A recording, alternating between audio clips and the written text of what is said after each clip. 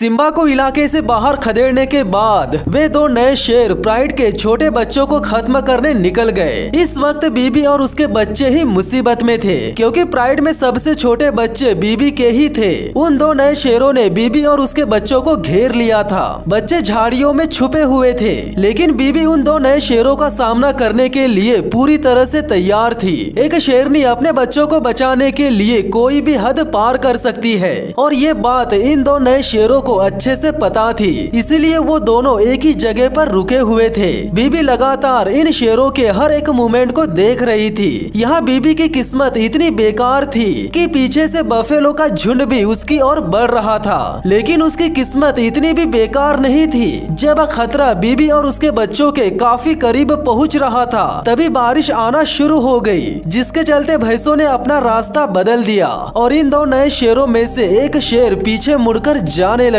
यहाँ एक माँ की हिम्मत और कुदरत की मेहरबानी से बच्चों की जान तो बच गई, लेकिन आगे बीबी, उसके बच्चे और मार्श प्राइड के सारे शेर इंसानों के हाथों से बच पाते हैं या नहीं, जानेंगे आज के इस वीडियो में। अगर आपने अभी तक इस चैनल को सब्सक्राइब नहीं किया है तो चैनल को सब्सक्राइब कर लीजिए, साथ ही साथ बेल आइकन को भी दबा दीजिए, ताकि इसी तरह की इंटरेस्टिंग वीडियोस की नोटिफिकेशन आप लोगों तक सबसे पहले पहुंच सके। नमस्कार दोस्तों, मेरा नाम है विकी पाटिल और स्वागत है आपका फैक्ट लिमिटेड चैनल पर। कुछ महीनों बाद मार्श प्राइड में सब कुछ बदल चुका था। सिम्बा कहीं गायब हो चुका था और वो दो नए शेर जिन्होंने सिम्बा को मार्श प्राइड के इलाके से भगा दिया था, वो दो नए शेर भी गायब हो चुके थे। अब मार्श प्राइड पर एक नया शेर राज कर रहा था, जिसका नाम रखा गया था नॉच। प्राइड में शावकों की एक नई पीढ़ी आ चुकी थी, जो कि नॉच के ही बच्चे थे। लेकिन यहाँ सबसे हैरानी की बात ये थी कि इस प्राइड में बीबी के बच्चे कहीं पर भी नजर नहीं आ रहे थे। ऐसा कहा जाता है कि जब नॉच ने मार्श प्राइड पर कब्जा किया था, तब उसी ने बीबी के बच्चों को खत्म कर दिया होगा। बीते दिनों जो कुछ भी हुआ हो, लेकिन मार्श प्राइड इस वक्त खुश नजर आ रहा है, क्योंकि इस प्राइड में 4 बेहतरीन शिकारी शेरनियां थी। व्हाइट आई, बीबी, लिस्पी और एक रेड। ये चारों शेरनियां बहुत ही बेहतरीन शिकारी थी। व्हाइट आई भैंसों का दम घोटने में माहिर थी। बीबी विल्ड बिस्ट का शिकार करने में माहिर थी। रेड सबसे खतरनाक शिकारी थी, वो किसी भी तरह का शिकार करने में सक्षम थी। लेकिन केनिया का मसाई मारा दुनिया में जिन चीजों के लिए जाना जाता था, वो चीजें मसाई मारा से अचानक से गायब होती नजर आ रही थी। आसमान में मंडराते गिद्ध अचानक से गायब हो चुके थे। गिद्धों के अलावा और भी मांसाहारी परिंदे नजर नहीं आ रहे थे, और इन सब के नजर न आने का एक ही कारण था, फ्यूराडेन कार्बोफ्यूरन नाम का कीटनाशक, यानी एक जहर। लोकल न्यूज में बस इस बात की चर्चा होने लगी कि एक बहुत ही जहरीला कीटनाशक केनिया के कुछ बेमिसाल वन्य जीवों को नष्ट करता जा रहा है। मरने वालों में शेर भी शामिल है, और कुछ विशेषज्ञों का मानना है कि वहाँ के चरवाहों द्वारा उन्हें जहर दिया जा रहा है। एक बार की बात है जब एक साथ 200 गिद्ध मर गए थे। उन्होंने एक ऐसा जानवर खा लिया था जिस पर मसाई मारा के चरवाहों ने पहले से ही कार्बोफ्यूरन कीटनाशक डाल रखा था। गिद्धों की संख्या में 60% से भी ज्यादा की गिरावट आ चुकी थी। गिद्ध जंगल में एक सफाई कर्मचारी का काम करते हैं, और वे निर्भर रहते हैं शेरों पर। शेर जब शिकार करते हैं और अपने शिकार को खाकर हट जाते हैं, तब बचे हुए शिकार को गिद्ध आकर खा लेते हैं। वे हड्डियों से मांस के छोटे से छोटे टुकड़े को भी अलग कर देते हैं। इंसानों के आविष्कारों के आगे शेर कमजोर होते जा रहे हैं। उनके खिलाफ इस्तेमाल किया जाने वाला नया हथियार है जहर, जिसे आसानी से बिना पर्ची के मार्केट से खरीदा जा सकता है, और बहुत ही आसानी से शेरों को खिलाया भी जाता है। जब शेर किसी गाय का शिकार कर लेता है, तब गाय का मालिक बचे हुए गाय के शव पर जहर डाल देता है, और जब शेर दोबारा से अपने बचे हुए शिकार को खाने आता है, तब उसकी बहुत ही दर्दनाक मौत हो जाती है। केनिया सरकार ने आज तक कार्बोफ्यूरन पर प्रतिबंध नहीं लगाया,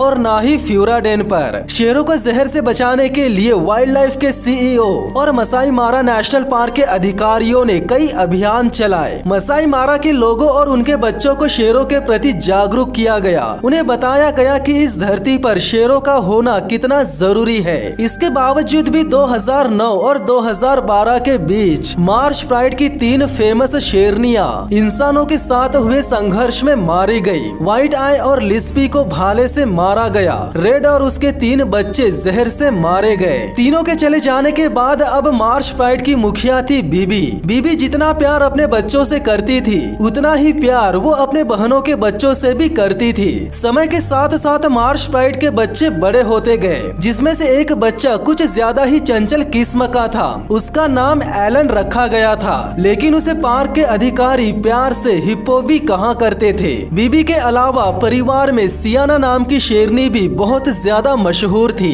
लोगों का कहना था कि सियाना रेड की ही बेटी थी। 2015 का साल मार्च प्राइड के लिए सबसे बेकार साल रहा था। 2015 में गर्मी का सीजन काफी लंबा रहा, जिसके चलते रिजर्व के आसपास के लोगों को एक अनुमति मिली। एक समझौता हुआ कि वे अपने पालतू जानवरों को रिजर्व में ला सकते हैं, लेकिन सिर्फ रात में, ताकि दिन में पर्यटक रिजर्व में घूम सके। अब शेरों के इलाके में पालतू जानवरों को चरवाने लाओगे तो ऐसा हो ही नहीं सकता कि शेर उन्हें मारेगा नहीं। शेर उन्हें जरूर मारेगा, और 1-2 बार मारने के बाद उन्हें बार बार मारने की आदत भी पड़ जाएगी। और ऐसा ही किया मार्च प्राइड के कुछ शेरों ने, लेकिन इसमें शेरों की गलती बिल्कुल भी नहीं थी। कुछ दिनों बाद जब मार्च प्राइड नजर आया, तब उन्हें देखकर लग रहा था कि सारा का सारा परिवार जहर का शिकार हो चुका है। परिवार में बीबी और सिएना नजर नहीं आ रही थी। परिवार के सारे छोटे बड़े शेर कमजोर नजर आ रहे थे, और उनमें से सबसे कमजोर नजर आ रहा था एलन, जो कि काफी दर्द में था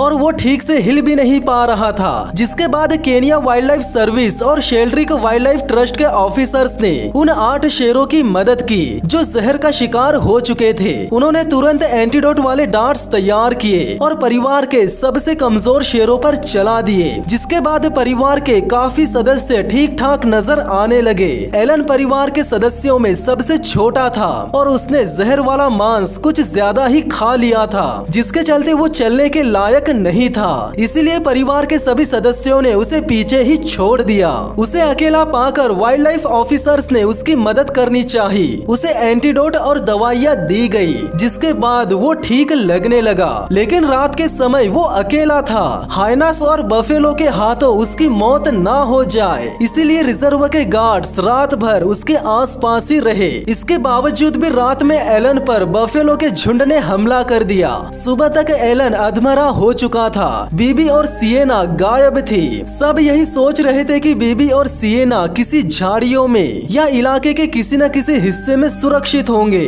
लेकिन नहीं। अगले दिन गार्ड्स को बीबी की लाश मिली। बीबी के चाहने वाले बहुत ज्यादा थे। उसकी मौत से हर कोई दुखी था। ऐसा लग रहा था मानो मार्च प्राइड का दिल कोई चीर कर ले गया हो। जहर का ये सिलसिला यही खत्म नहीं हुआ। जहर से मरने वाले शेरों की डेड बॉडीज को खाकर गिद्ध भी मरने लगे, जिनकी लाशें रिजर्व से कई किलोमीटर दूर मिलने लगी। वे जहरीला मांस खाकर 90 किलोमीटर प्रति घंटे की रफ्तार से उड़कर काफी दूर निकल जाते थे और वहां मर जाते थे, जिसके चलते रिजर्व के बाहर भी जहर से मौतें होने लगी। इधर एलन मौत को काफी करीब से देख रहा था। वो खुद को छुपाने के लिए गार्ड्स की गाड़ी के नीचे रेंगते हुए जाने लगा। वो इतना घायल हो चुका था कि रिजर्व के ऑफिसर्स ने उसे दर्द से आजाद करना ही ठीक समझा। न चाहते हुए भी एलन को जान से मारना पड़ा। वैसे भी इस हालत में लकड़बग्घे एलन को जिंदा नहीं छोड़ते। शेरों को जहर देकर खत्म करने वाली वारदात इतनी बड़ी थी कि सबको लगने लगा कि केनिया की सरकार इसके लिए कानून बनाएगी। लोगों को गिरफ्तार किया जाएगा, उन्हें सजा दी जाएगी, जिसके चलते जहर देने वाले लोगों का अंजाम क्या होता है